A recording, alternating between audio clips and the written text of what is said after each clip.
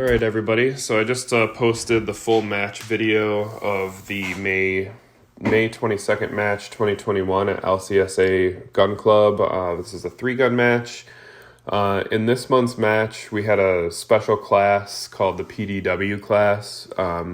Basically, it was a fun excuse for people to get out their self-defense, AR pistols, shockwave shotguns, PCC, defensive PCC pistols, pistol caliber carbines and things like that. So to qualify for the PDW class, you had to swap out at least one of your guns with a defensive weapon. So for me, I swapped out my normal competition rifle with an 8-inch 300 Blackout AR pistol. And you can see me kind of struggle with transitions and handling that weapon. Some makeups and stuff where, I'm used to transitioning with a 2-pound trigger, and, you've got that mil-spec trigger in there. You're trying to break a shot at one point in transition, and so, I had some pulled shots, basically, and you can see me, calling those shots and coming back and hitting targets. So it was a cool idea, and, I think there was 10 of us out of about 30 that decided to shoot PDW, and so I thought that went pretty well.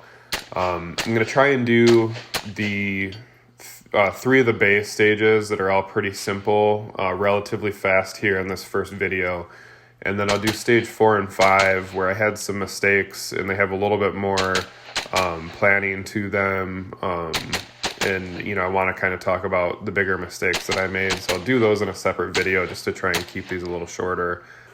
So anyways, this is stage 1, and if you aren't familiar, at our club, we do have, most of our stages consist of 2 bays, so we shoot 4 out of the 5 stages in our pistol range, and so you shoot in one bay, and then while you're on the clock, transition, from the left to the right, in every instance so far, to shoot the other bay to finish the stage.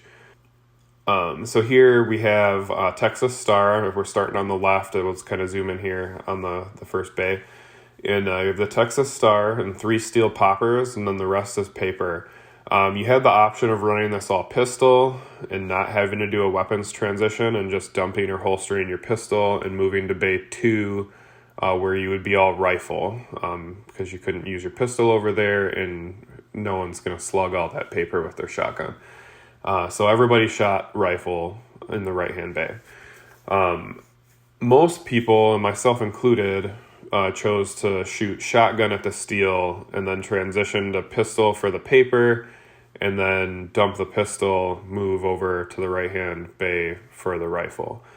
And so that was what I chose to do because the Texas Star is just easier with a shotgun for me. So I that was the fastest way I was going to do it. So you had the option of, you had to start in box 1. You could start with a holstered pistol with your shotgun staged on the barrels, or you could start with a holstered pistol and your shotgun at the low ready. And that was how I chose to do it. So you can see here, I'll kind of mark off the targets as I go. My strategy was to, you start with 9 rounds in the shotgun. So my strategy was to shoot all the steel with the shotgun and then transition to the pistol and clean up all the rest. I didn't want to do a reload with the shotgun. I just wanted to get through what I could get through with it and then move to the pistol. So that meant with 8 targets there, 5 on the Texas Star and the 3 poppers, that meant I could have 1 makeup shot and get through all the steel with the shotgun. So that would have been ideal. I end up with, I think, 2 makeup shots on the Texas Star. So I have to dump the shotgun, pick up my pistol, and shoot the remaining steel popper on the left.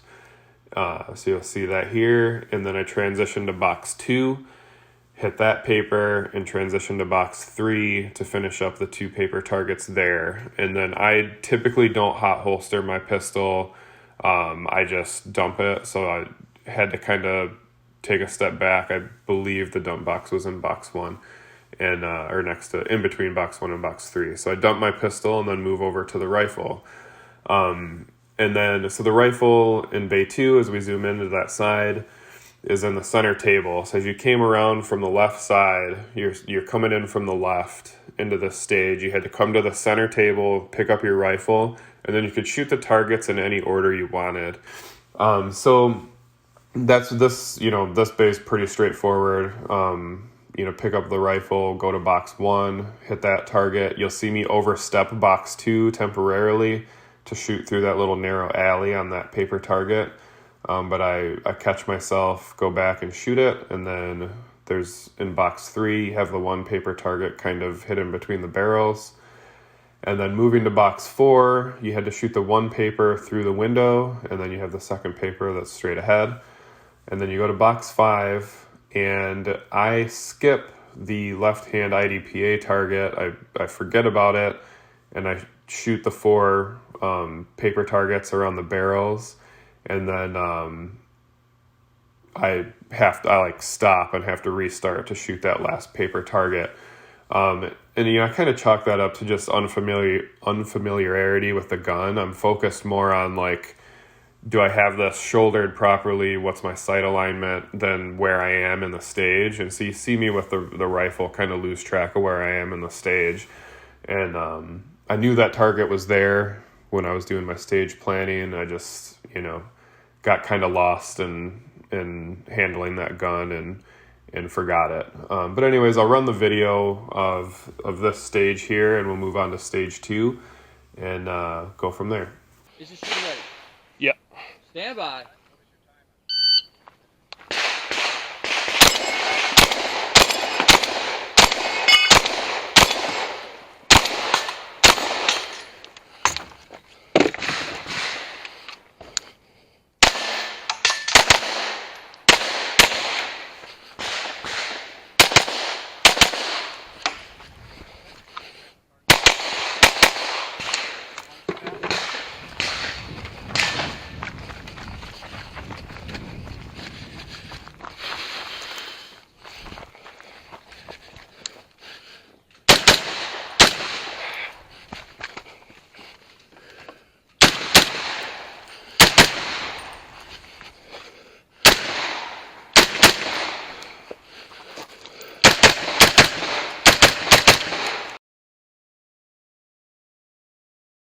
Yeah.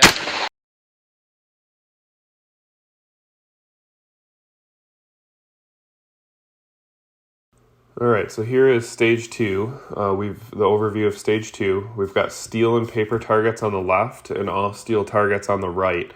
And on the right-hand side, you'll see the spinner sitting there in the back that's to be engaged from box 3. And so you had to you had to shoot shotgun on the right because you had steel targets on the left that you would shoot with pistol because there was the combination of the paper over there. Since we can't transition the pistol in between bays, you had to shoot shotgun on the right-hand side to get all those steel targets. It's easier anyways because that spinner is much easier with the shotgun than it is the pistol. So it would have been the right choice anyways, considering our rules. It was basically required. So then on the left-hand side, which is our starting side, the key thing here is that the center steel poppers engaged what is pictured here as the horizontal paper targets, and those are swingers. So when the steel poppers fall, those targets start to pop out from behind the barrel and swing back and forth. So those were, that was a skill we didn't have in the first match this year, and I believe they're new to the club this year. So we'll start to see those in more stages. So those are kind of fun. Introduces some timing, some forced weighting, and you get to see the people who are skilled at hitting targets while they're waiting for the swingers to show themselves, and so that was kind of interesting. The other thing that I took into consideration is with the spinner on the right-hand side with the shotgun. I did actually choke up my shotgun for this. I purchased a few heavier chokes, so I now have the light modified and a modified as opposed to just improved cylinder, which is what I've been shooting up until this point. And so I have the light modified for stages when there's a spinner or longer steel targets, but I need slugs. And then I have the modified, which I'll use in a base style like this, where no slugs are needed and everything's relatively close. So I just want the most power on target. And so you'll see I knock over the spinner, which I've struggled with in the past, in 3 shots here. So I ran that spinner really well with the choke. So it was the right choice to change that choke out. And I'm finding that to be a big advantage now that I have them with the shotgun. So, that's something to think about if you're just getting started, that having a few different chokes could be a good idea depending on what kind of targets you're going to have to hit at your matches. So anyways, this is, again, from a strategy standpoint, this is pretty straightforward. So we'll kind of go through how I shot this real fast. We had to start in box 1, holstered pistol. You had to engage the steel poppers through the window, and those were the only targets you could engage through the window. So starting in box 1, you had to engage the 2 steel poppers, which you see me do, to get the swingers to start moving. And then you could move to either side, whichever way you wanted, to hit the rest of the targets from around the barricades. So I think everybody went to box 2 first, went from box 1 to box 2 on the left, and hit the 2 paper, the 2 steel squares, and the swinger. I actually missed that swinger completely. It was a pretty tight angle, and I didn't get myself leaned out enough to get a full view of the body with my pistol, and so I ended up kind of taking headshots there, but I didn't really want to wait for the swinger to come back, and I felt like I had a decent sight picture on the head, or like neck area, I guess, and so I kind of just took a chance and said hopefully I hit it, and then I transitioned to box 3. So I actually did miss that target completely there, but I did engage it, so the penalty is not that big. So then I moved to box 3 and hit the 2 paper targets up close and got a good clean hits on the swinger on that side. Dumped my pistol and moved over to the right-hand side where I pick up my shotgun from the table in box 1. And this is straightforward here. You just shoot the targets as you see them. The first 2 targets on the right were hit from box 1. Transitioned to box 2. I did a reload there so that I had enough ammo once I got to the spinner.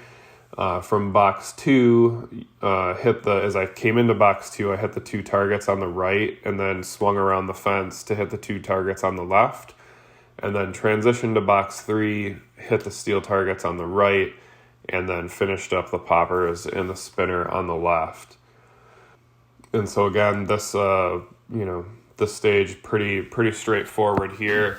Not a lot of choices to make, so I'll go ahead and roll that video in of this stage, and then we will move to stage 3. Yeah. Stand by.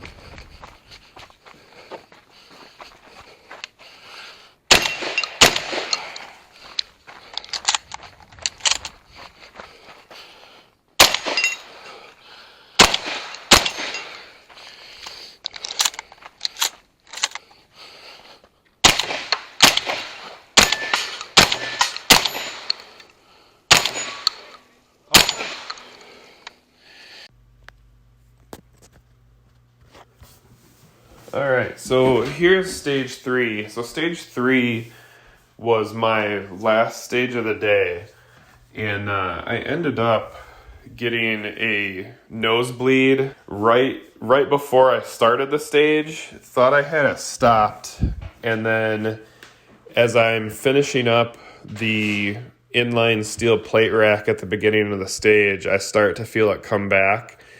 And by the time I'm transitioning into box 2 and from box 2 to box 3, and especially even more so as I move to the second bay, I'm bleeding. I can feel it dripping down my face. So I was a little distracted in this stage, But it was kind of a bummer to end the day with that, and I felt like I could have done a little better on this stage. But anyways, all right. So as we look at this, you have steel and paper on the left, but the inline plate rack was required pistol, and you had to start with the gun unloaded on the table with your hands at your sides.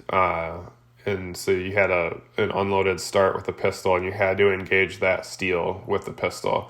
So that meant you were running pistol on the left, and because it's all paper on the right, that meant you're engaging all that in the right-hand bay with the rifle. So not a lot of decisions here.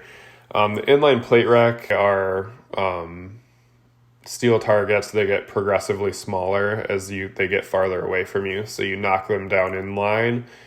And the last one's only like a 2 or 3 inch piece of steel, and it's super thick, so you have to hit it in the center to get it to knock over anyways. So that's a tough one.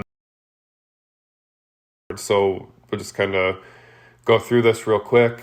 From box 1 with an unloaded start, engaged the plate rack and missed couldn't get the hit on the last one. Moved to box 2 to hit the 2 paper targets there. Then I hit a reload. Actually, I might have reloaded, I think I reloaded between box 1 and box 2 because I had a lot of misses on the steel. Hit the 2 paper targets from box 2 and then transitioned to box 3.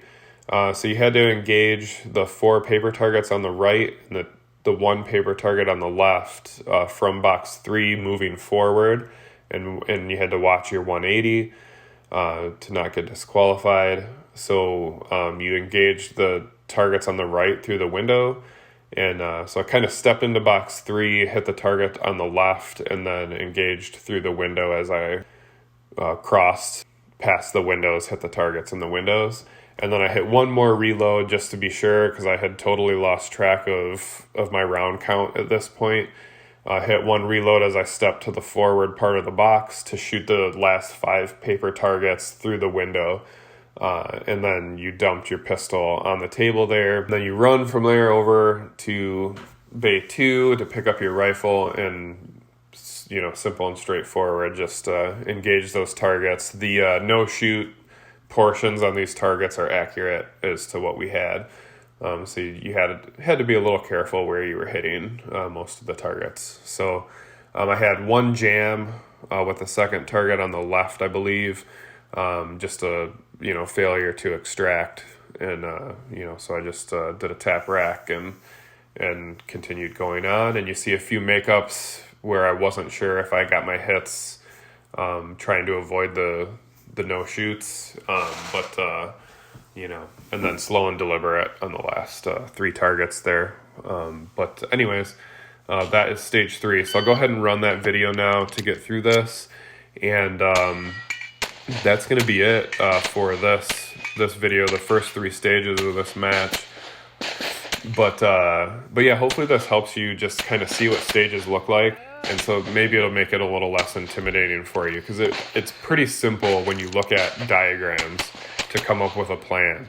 But when you're there in person, it's a little harder. So, and can be intimidating for beginners. So hopefully this kind of helps take some of that intimidation out and realize it's pretty simple. You see what guns you're going to shoot where, based on the rules of the club and the rules the RO gives you. And then you've got to count how many rounds you need to see if you have to reload. I mean, that's really what it comes down to. And if you can get that far, then you should come out and shoot matches. So I appreciate it. Please like, subscribe, share if you've got anybody interested in competitive shooting. If you live locally and you want to come out, we do run practices where you can kind of dip your feet into this a little bit and see what it's like. So just comment below if you know anybody that wants to come out and shoot living in Michigan, or anything like that. I appreciate it.